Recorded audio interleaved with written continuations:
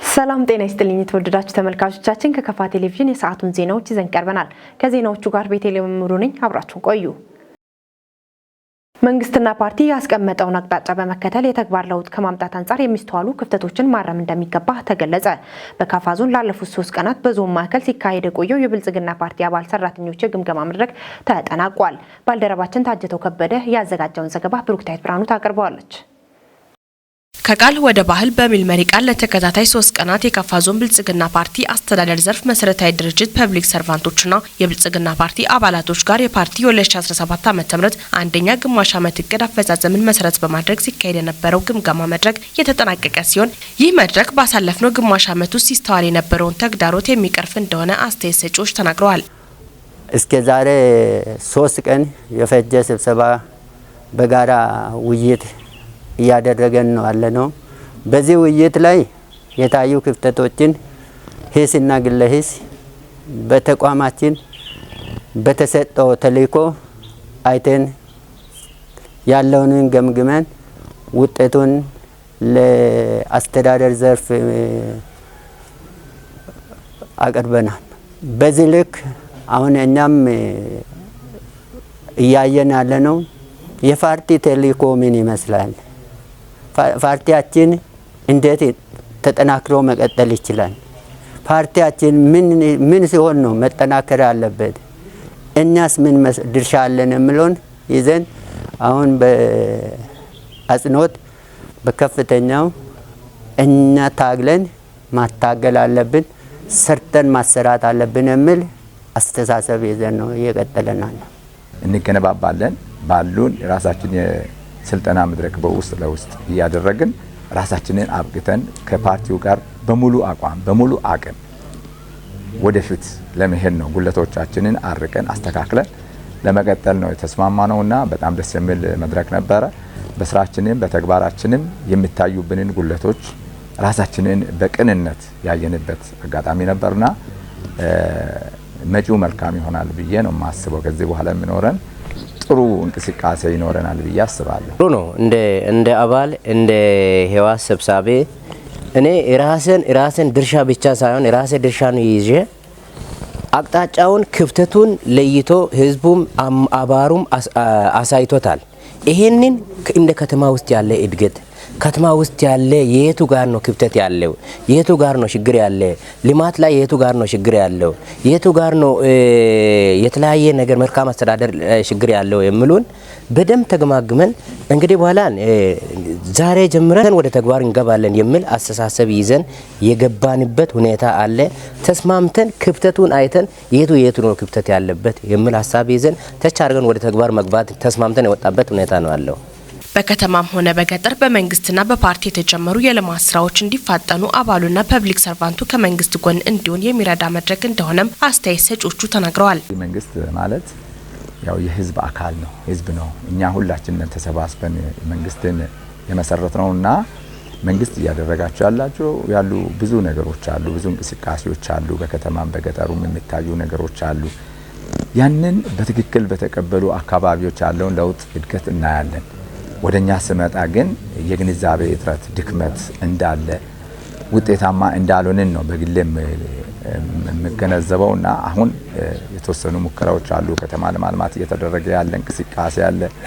በገጠር መንገዶች ህዝቡን አስተባብሮ ለመስራት እየተደረገ ያለ እንቅስቃሴ አለ። ይሄ ተበረታቶ ከቀጠለ በእውነት አሁን ካለብን ድህነትም ከችግርም እንወጣለን ብለን ተስፋ እናደርጋለን። አሁን እየታዩ ያሉት ምናልባት ከዓለም አቀፋዊ ሁኔታዎች ተነስቶ ህዝብ የሚያቀርባቸው ነገሮች አሉ። በደሞዝ የሚተዳደሩ የመንግስት ሰራተኞችም ሌሎችም የገንዘብ አቅም ማጣት፣ የመግዛት አቅም መዳከም ጋር ተገናኝቶ ይሄ መንግስት እንደፈጠረ ፓርቲ እንደፈጠረ አድርጎ በተሳሳተ ግንዛቤ ውስጥ ያለ እኔን ጨምሮ አለ። ይህንን እንዴት ነው መቅረፍ የሚችለው? መንግስት እያሰበ ያለው የሀገር ሀብት፣ የሀገር ልማት፣ የሀገር ኢኮኖሚ ሲያድግ ያሉት ሀብቶቻችንን አውጥተን ወደ ተግባር ማዋል ብንችል መጠቀም ብንችል ከውጭ የምናመጣው ሸቀጥ መቆም የሚችልበት ሁኔታ ካለ የሀገር ውስጥ ሀብት የሀገር ውስጥ ምርት ወደ ውጭ ምንዛሬ የሚያመጣበት ሁኔታ ላይ በጣም መትጋት መስራት ከተቻለ ይሄ ነገር ሊቀረፍ ሊገለበጥ እንደሚችል ነው መንግስት የሚያስበው። ይሄ ግንዛቤ ነው በውስጣችን ያልነበረውና ይሄንን እንግዲህ ያው እንደ አባል እኛም በተቻለ አቅም የምንችለውን ልንደግፍ እኛ አሁን ሚዲያ ተቋም ነው። ሚዲያው ደግሞ በእንደዚህ አይነት ሁኔታ ግንዛቤ ለህዝቡ በማውረድ ህዝቡ በተሰለፈበት ቦታ ሁሉ በተሰማራበት ሁሉ ተግቶ ሰርቶ ለውጥ ማምጣት እንዲችል የሚችልበትን ሁኔታ በሚዲያ መሰራት እንዳለበት የእያንዳንዱ አመራርም በቃ በዚህ ጉዳይ ላይ ከተለያዩ የወረደ አስተሳሰብ ከክራይ ሰብሳቢነት የግል ጥቅምን ከማየት የህዝብን ጥቅም በማስቀደም ይህን መንግስት ያዛቸውን እቅዶች፣ ፕሮግራሞች፣ ሀሳቦች፣ ግቦች ሁሉ ለማሳካት እንዲተጋ በሚለው ነገር ላይ ተያይዘን ለመስራት ነው እቅዳችን። ይሄ ከሆነ ደግሞ እንደተባለው የመንግስት ግብ የመንግስት ሀሳብና አላማ ይሳካል ብለን ያኔ ደግሞ እኛም ተጠቃሚ እንሆናለን ብለን ተስፋ እናደርጋለን። አቅጣጫውን ክፍተቱን ለይቶ ህዝቡም አባሩም አሳይቶታል። ይሄንን እንደ ከተማ ውስጥ ያለ እድገት ከተማ ውስጥ ያለ የቱ ጋር ነው ክፍተት ያለው፣ የቱ ጋር ነው ችግር ያለ፣ ልማት ላይ የቱ ጋር ነው ችግር ያለው፣ የቱ ጋር ነው የተለያየ ነገር መልካም አስተዳደር ችግር ያለው የሚሉን በደም ተገማግመን እንግዲህ በኋላ ዛሬ ጀምረን ወደ ተግባር እንገባለን ታድሰን ወደ ተግባር እንገባለን የሚል አስተሳሰብ ይዘን የገባንበት ሁኔታ አለ። ተስማምተን ክፍተቱን አይተን የቱ ነው ክፍተት ያለበት የሚል ሐሳብ ይዘን ተቻርገን ወደ ተግባር መግባት ተስማምተን የወጣበት ሁኔታ ነው አለው። ግምገማ በጣም ሰራተኛውን የሚያሰራ ሰራተኛ ችግሩን የኔ ነው ብሎ ያየበት ነው። ማንም ምንም ሳያነሳ ራሱ ባለቤቱ የኔ ችግር ነው፣ ለዚህ ፓርቲ እኔ ከሌለው ሌላ ማን አለው? እኔ ደግሞ ተቋሙን ወደፊት የማያወጣ ከሆነ ተቋሙን ላይ የማይሰራ ከሆነ ማን ነው የሚሰራ የሚለውን አባላቱ በቁጭት ተነስቶ ተቋሙ ላይ ያለውን ችግር ካለም በጋራ ተወያይተን ለመፍታት ጥሩ ነገሮችን እንዲቀጥል ለማድረግ ብዙ ነገሮችን አነስቶ ነው የተወያየ። በዚህ ሲወያይ በልማት ትሩፋቱ ላይም በጣም ተወያይቷል። በጋራ አነስቶ መስራት አለብን። ሰፊ መሬት አለን፣ እግዚአብሔር ይመስገን። ሰርተን መለወጥ አለብን፣ ሰርተን መብላት አለብን። ያለውን ችግሮችን ካልቀረፈን ምግብ ከጓሮ ካልተጠቀመን ይሄ ኑሮ ውድነት መግፋት አንችልም የሚለው ድረስ በአጽንኦት የተናገሩበት በጸጸት የተቀበሉበት ነው ያለው። በመድረኩ የተለያዩ ጥያቄዎች ተነስተው ከሚመለከተው አካል ምላሽ የተሰጠ ሲሆን በመንግስትና በፓርቲ የተጀመሩ የልማት ስራዎችን ከግብ ለማድረስ የፓርቲው አባላቶችና ፐብሊክ ሰርቫንቶች ሚና ከፍተኛ እንደሆነም ተናግረዋል። የፓርቲ እሳቤን መሰረት በማድረግ አጠቃላይ የልማት ስራዎችን በጥራትና ፈጠራ በታከለበት ሁኔታ ማከናወን እንደሚገባ ተገለጸ።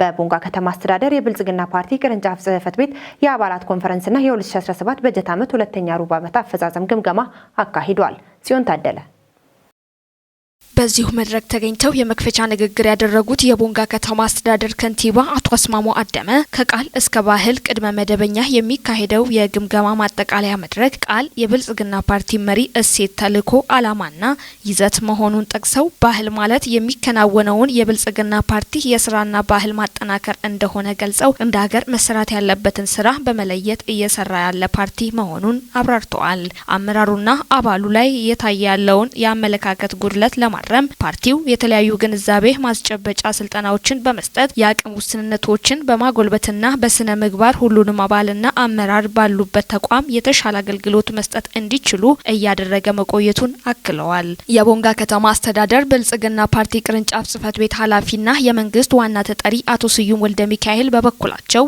ብልጽግና ፓርቲ ከተመሰረተበት ጊዜ ጀምሮ በርካታ ስራዎችን እያከናወነ እንደሚገኝ ገልጸው የመድረኩንም ዓላማ አብራርተዋል። የዛሬን መድረክ በተመለከተ ፓርቲያችን አገር መምራት ከጀመረበት ሰዓት ጀምሮ በአንደኛው ጉባኤ የመንግስትና የፓርቲ ተግባራትን አጽድቆ ወደ ተግባር ገብቶ በርካታ የሚታዩ የሚጨበጡ የሚዳስሱ ሊቆጠሩ የሚችሉ ተግባራትን ፈጽሞ በዚህ ሂደት ውስጥ በዋናነት መደመር መንገድ በማድረግ መዳረሻችንን ብልጽግና መሰረት በማድረግ ነው በርካታ ስራዎች እየተሰሩ ያሉት። በዚህ ስራ ሂደት ውስጥም በፖለቲካ፣ በኢኮኖሚ፣ በማህበራዊ አጠቃላይ አገራዊ ለውጥ ማምጣት መሰረት ያደረገ ነው።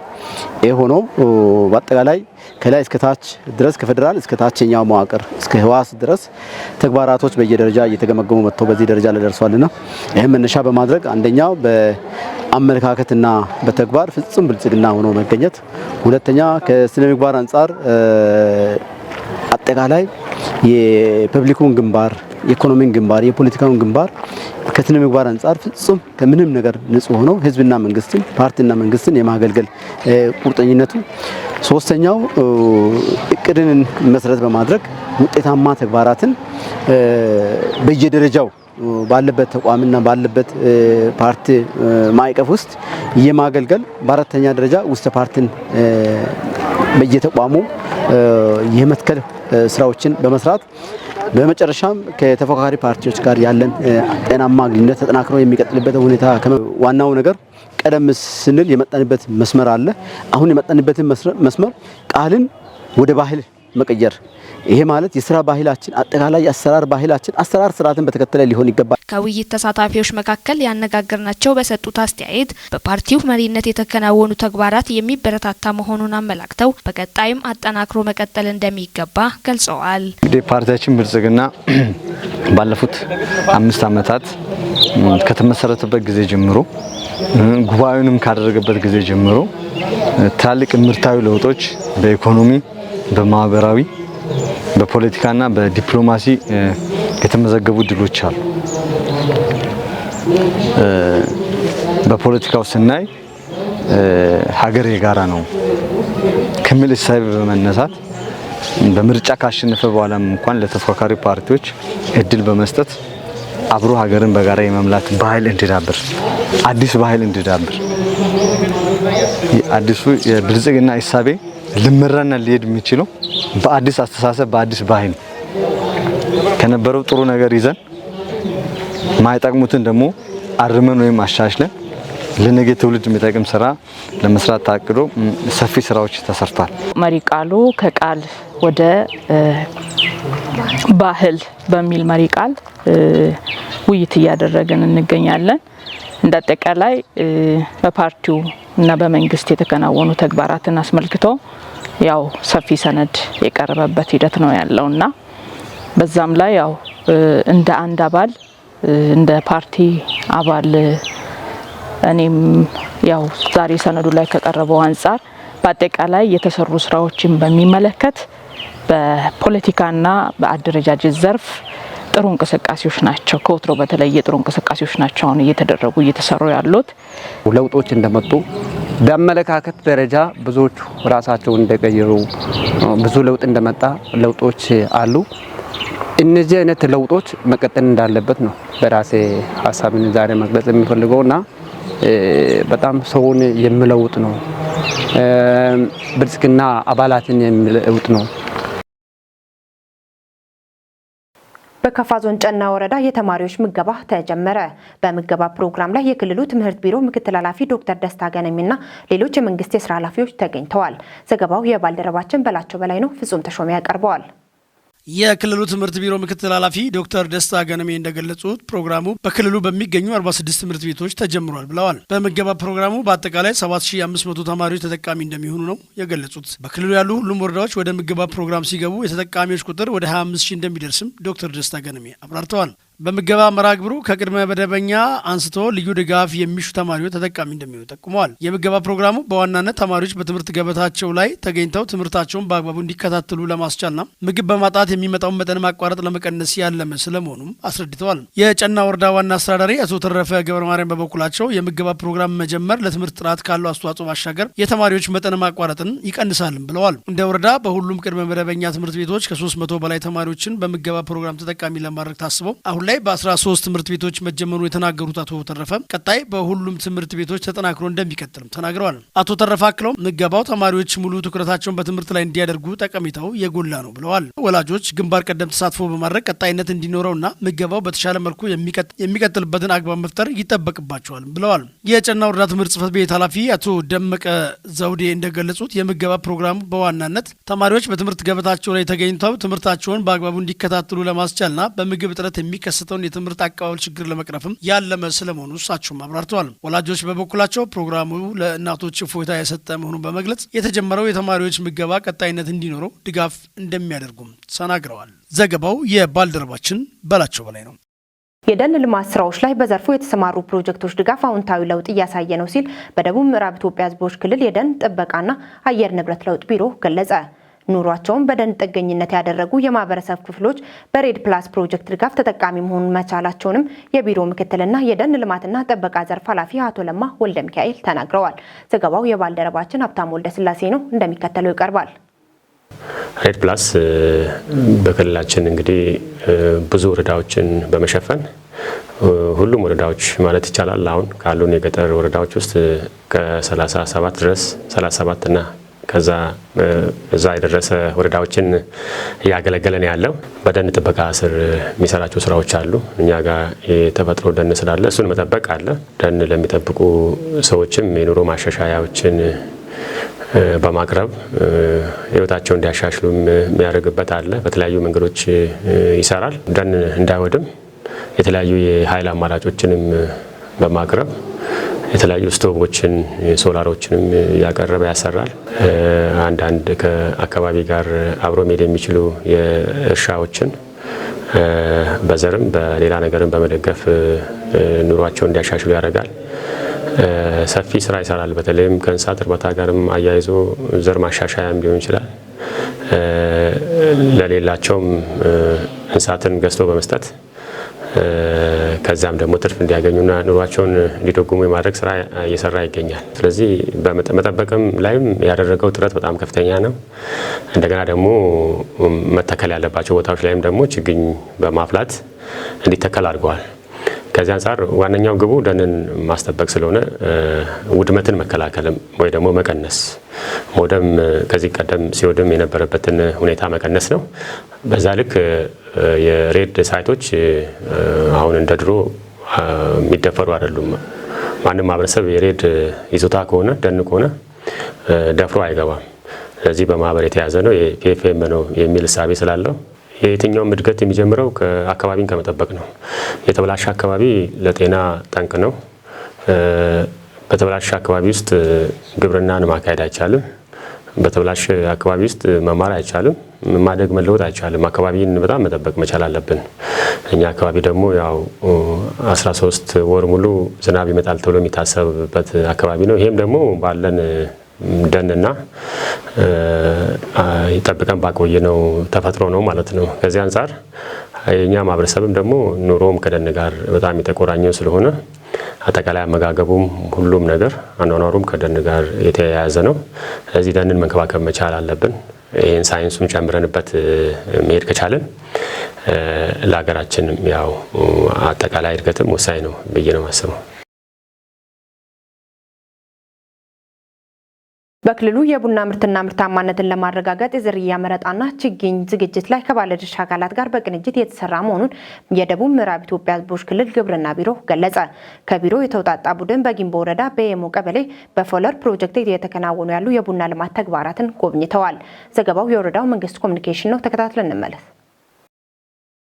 በግብርናው ዘርፍ የተያዘውን እቅድ ከግብ ለማድረስ ይህ ፕሮጀክት ለአርሶ አደሩ የሚያደርገው ድጋፍ የጎላ ነው ሲሉ የገለጹት ግብርና ቢሮ ኃላፊ አቶ ማስረሻ በላቸው የቡና ምርትና ምርታማነትን ለማረጋገጥ ትኩረት በመስጠት የቡና ዝርያ መረጣና የችግኝ ጣቢያ ዝግጅት ላይ በቅንጅት እየተሰራ መሆኑን ተናግረዋል። ማህበረሰቡ ያረጁ ቡናዎችን በወቅቱ እንዲጎነደል ፕሮጀክቱ የሚያደርገው ድጋፍ ከፍተኛ ነው በማለት በክልል ደረጃ 4800 ሄክታር ቡና ለማስጎንደል እየተሰራ መሆኑን አስረድተዋል። የወረዳው አስተዳዳሪ አቶ ትብብሩ አሰፋ ፕሮጀክቱ በቡናው ዘርፍ እያበረከተ እያበረከተ ያለው አስተዋጽኦ ከፍተኛ ነው ብለው በወረዳው ለአርሶ አደሩ ስልጠና ከመስጠት ባሻገር ያረጁ ቡናዎችን የሚጎነድል ማሽንና ጉድጓድ መቆፈሪያ እንዲሁም ሌሎች አስፈላጊ ቁሳቁሶችን እያበረከተ ያለው ድጋፍ ውጤታማ ለመሆን ያስችላል ብለዋል። በደቡብ ምዕራብ ክልል የፕሮጀክቱ አስተባባሪ ዶክተር በእውቀቱ ኃይሌ በበኩላቸው ፕሮግራሙ በወረዳው ጠንካራ ተግባር እያከናወነ መሆኑን ገልጸው በተለያዩ አካባቢዎች የሚገኙ ደኖች በፕሮጀክቱ ታቅፈው በርካታ ችግኝ ጣቢያ የማቋቋም ስራዎች የተሰሩ መሆናቸውን አብራርተዋል።